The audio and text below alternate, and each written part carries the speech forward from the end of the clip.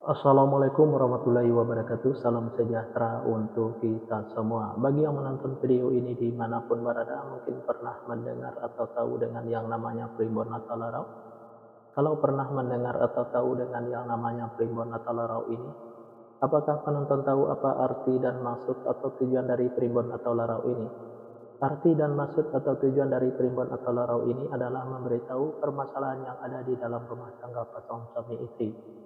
Salah satu di antaranya saya akan memberitahu bagaimana cara menghadapi atau mengatasi permasalahan yang ada di dalam rumah tangga pasangan suami istri kalau nama awal suaminya W dan kalau nama awal istrinya J, dan saya juga akan memberitahu bagaimana karakter atau sifat anak pasangan suami istri kalau nama awal suaminya W dan kalau nama awal istrinya J ini, dan bagaimana juga cara mendidik anak pasangan suami istri ini.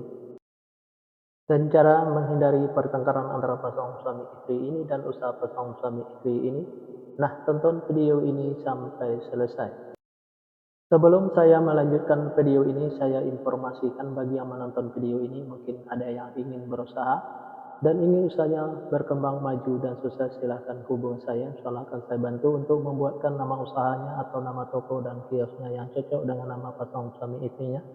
Insyaallah usahanya pasti berkembang maju dan sukses.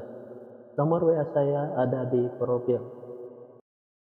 Baik, saya lanjutkan memberitahu karakter atau sifat anak pasangan suami istri ini dan cara mendidik anak pasangan suami istri ini dan cara menghindari pertengkaran antara pasangan suami istri ini dan usaha pasangan suami istri ini di fase yang kelima. Di fase yang kelima ini, pasangan suami istri ini kalau punya anak-anak pasangan suami istri ini anaknya laki-laki, kalau seandainya anaknya perempuan, anaknya pemberani, pintar, dan cerdas. Karakter atau sifat anak pasangan suami istri ini seperti pemimpin baik anaknya perempuan atau laki-laki. Mendidik anak pasangan suami istri ini tak perlu marah-marah, apalagi sampai naik darah, cukup dengan logika dan masuk akal saja. Insyaallah apa yang disampaikan anaknya akan menerima, baik anaknya perempuan atau laki-laki.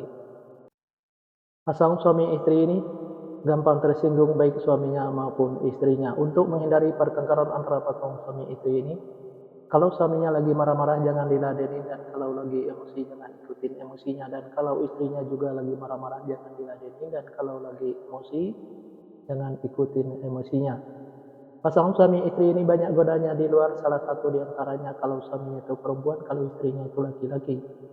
Biar suaminya tidak tergoda di luar, servislah suaminya dengan semaksimal mungkin dari A sampai Z. Kalau ada goda di luar jangan sampai tergoda, karena yang di luar itu belum tentu sebaik suaminya yang sudah ada.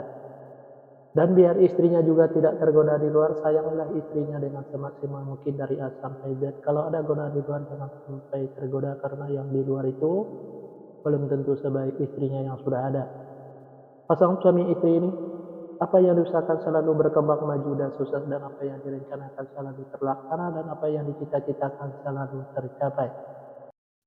Fase yang keenam, pasangan suami istri ini kalau punya anak-anak pasangan suami istri ini anaknya laki-laki. Kalau seandainya anaknya perempuan, anaknya pemberani, pintar, dan cerdas. Karakter atau sifat anak pasangan suami istri ini seperti pemimpin baik anaknya perempuan atau laki-laki. Mendidik anak pasangan suami istri ini tak perlu marah-marah, apalagi sampai naik darah, cukup dengan logika dan masuk akal saja. Insyaallah apa yang disampaikan anaknya akan menerima, baik anaknya perempuan atau laki-laki. Pasangan suami istri ini susah untuk menyimpan atau mengumpulkan hasil usahanya yang didapat, bisa dikarenakan pasangan suami istri ini boros, bisa juga karena masuk rumah sakit atau dirawat di rumah sakit, bisa juga karena ditipu orang atau dibohongin orang.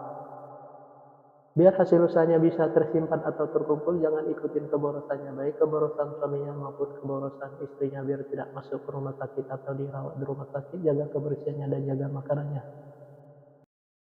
Biar tidak ditipu orang atau dibohongin orang, tingkatkan kehati-hatiannya. Usaha pasangan suami istri ini selalu berhasil.